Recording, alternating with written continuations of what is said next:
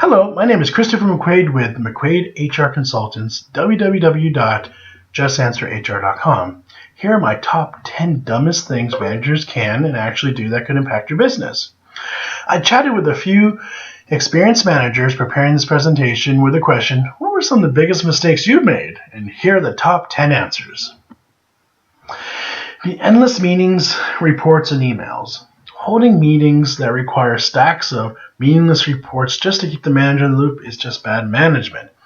Endless meetings are when you call a meeting and the employees are bored to tears because they don't need to be there. Well, this causes lost productivity, also causes lost engagement because they're bored. They don't need to be there. What you should do is hold meetings for those who are required to be there and then release them once the part is done. If you have a 60-minute meeting and that employee or employees only need to be there for 10-15 minutes, hey, that's 45 minutes that they get back where they can be doing other things other than wasting time in that meeting that they really don't need to be in, other than to deliver what they need to or take notes for their part. So just remember, endless meetings are bad.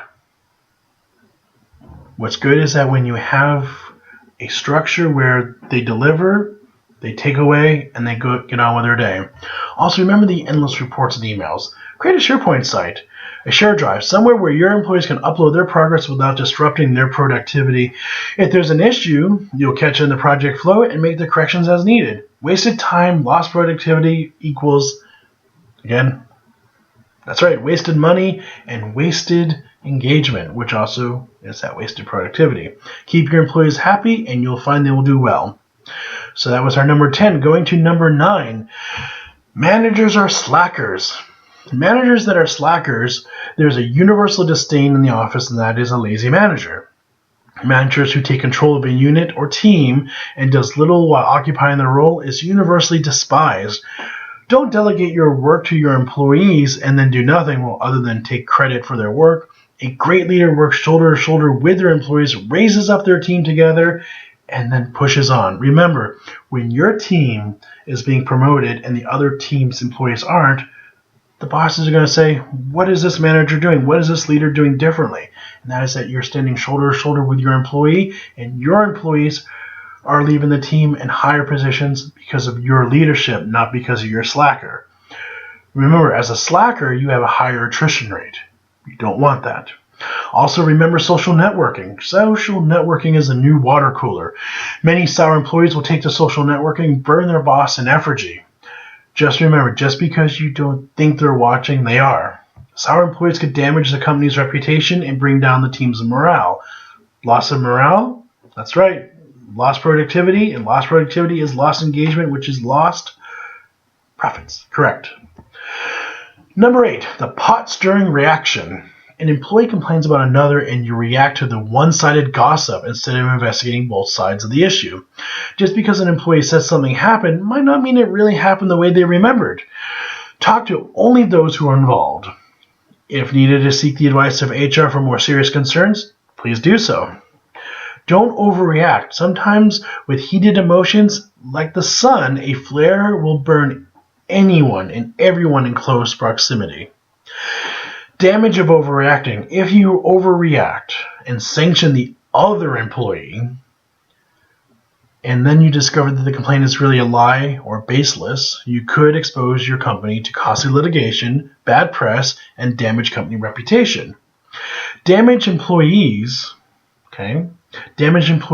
could also have a loss of motivation. If the employee believes that he or she could be at risk of losing their jobs, the company will lose precious productivity because of this. That's right, always looking over their shoulder. So remember, be fair with your investigation, be thorough with your investigation, and never assume. And that's going to be coming up in the next couple slides. TMI is our number 7. That's right, TMI is too much information about you. Sometimes there's such thing as too much. No need to share every detail of your life, not limiting to family life, pets, volunteer weekend getaways, and anything and everything else that isn't related to the job or position. Your employees will listen politely about your personal life in great detail, but they really could care less. TMI conversation could lead to office gossip and lack of respect due to changing personal opinions. Could lead to higher attrition rate and lost productivity. What you find acceptable could make someone else feel uncomfortable, leading to awkward moments and loss of good talent. So remember, if they feel awkward, they're going to want out, and you could lose that talent. Attrition rate, engagement, remember, leads to profits, or lack of profits if you lose them. Number 6, assumptions. Remember what we said before about assumptions. Assumptions, why you should never try it. Never attempt to read your employees' minds. Never assume what your employees are thinking, doing, or the meaning of their actions. If they're thinking something, just ask them nicely, what are they thinking? Most likely they're going to tell you what's on their mind. What they're doing, just because you think you know what they're doing, it's best to ask. You might be shocked. The meaning of their actions. There might be something happening to your employee that could be causing abnormal behavior. Be there for your employee and offer the employee the company's EAP or Employee Assistance Program if available. Don't assume, investigate, ask, and be fair-minded. If there's a disciplinary action, make sure you thoroughly investigate what the employee did, meant to say or do, and be fair. Remember, there's always the other side of the coin, always the other side of the story. Also consult your HR advisor if it's a more serious issue. That's why they're there. Number 5, the gossip information exchange. The employer-employee relationship is a trust, and if that trust is broken due to manager indiscretion, this will cause you a lot of headaches. Never talk about other coworkers either directly or not directly reporting to you. The effect is the manager will be seen as a gossip and will be never trusted again. If you're talking about your employees or other employees, people will never come to you because there's a breach. There's an indiscretion of trust. The manager will cause disharmony among the employees, causing lost productivity. The manager could face disciplinary action, including separation from the company. Depending on the seriousness of the indiscretion, the company could be held liable for the employee's losses and damages. So if you say something, and those are damages, those are something where the company can be held liable for, that's again lost productivity, lost profits, lost engagement. You don't ever want to get into a place of indiscretion of information. So be careful. That was our number 5. Going on to number 4 is failure to communicate. What happens when a manager fails to communicate with their employees? Being that you're the source of most of the employees' information and with commentary, the employees are able to better adapt to changes quickly. Employees will trust the changes that are best for them and for the company. Hoarding information will impact the company's productivity by hoarding information isn't a power play. Don't use it as a power play. It's counterproductive and causes disengagement. Employees need all relevant information in order to do their job or jobs well. Being open with your employees will minimize the resistance to change.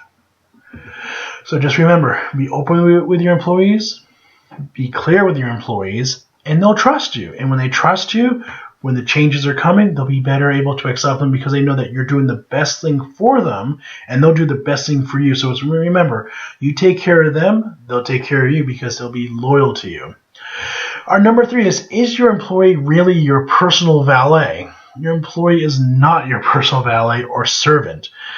Your employee shouldn't be asked to promote your personal ventures or personal work on company time. Having the employee work on your personal ventures or personal work doesn't move your department. It's a waste of money. Remember, if they're being productive elsewhere and not for the company, then that money that the company is wasting on the employee is lost money, lost profits.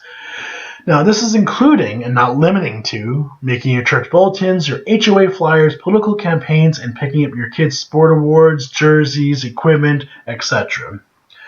Also, the risk of having your employee run your personal errands on company time is great. If that employee injures someone or is injured or damages another property, the company could be held liable for the losses and damages. Remember, when the company is paying them, they are agents of the company, which means the company is liable for everything and anything that they do. So be careful. That was our number 3.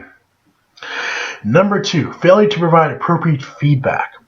Employees should receive monthly or quarterly feedback about their performance depending on what your company's objectives are and your policies. But really, you should consider doing a monthly or quarterly feedback. Feedback should be accurate. Feedback should be honest. And feedback should be presented in a timely manner. Remember, your employee can only grow and only succeed if you are providing them either that monthly or quarterly feedback in a timely manner.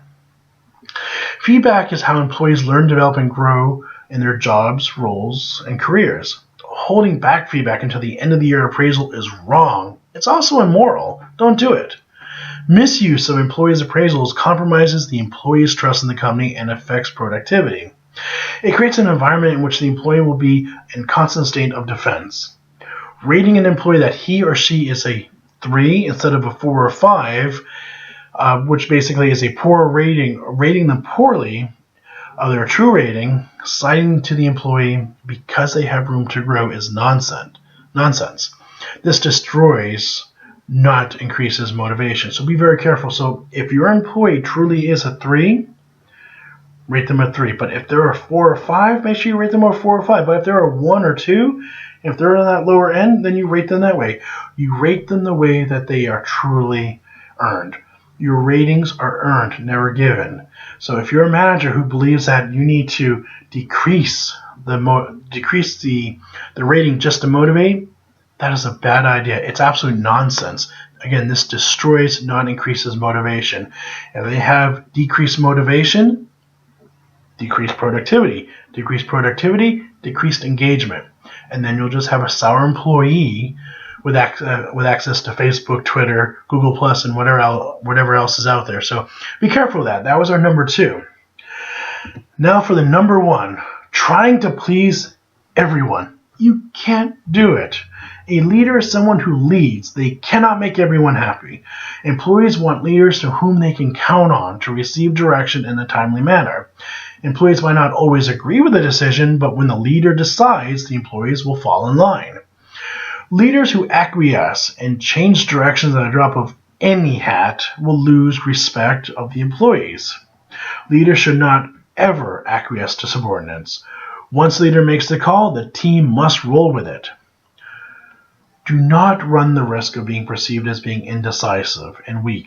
Your employees will lose faith and engagement. Remember, as the leader, you're the beacon. You're the one that they follow. If they perceive at all that you are weak, you're indecisive, they're not going to believe you. They're not going to trust you. They're going to be looking out for themselves. Remember, you are their safety net in the way that their career depends on what your talents do, what your leadership does. If you make a decision, you stick with the decision. You run it out. It's okay to ask for their feedback, of course, and then you can still make your corrections, but don't change every single time someone makes a decision. Evaluate and then make the decision right away, okay? Well, these are my top 10. I hope you all have learned from this. Please ask me any questions. You can email me at christopher.mcquaid@justanswerhr.com. Go to www.justanswerhr.com. You can also leave feedback there, as well as to our Facebook page, www.facebook.com/justanswerhr. Thank you for all your time and attention, and you guys have a wonderful day.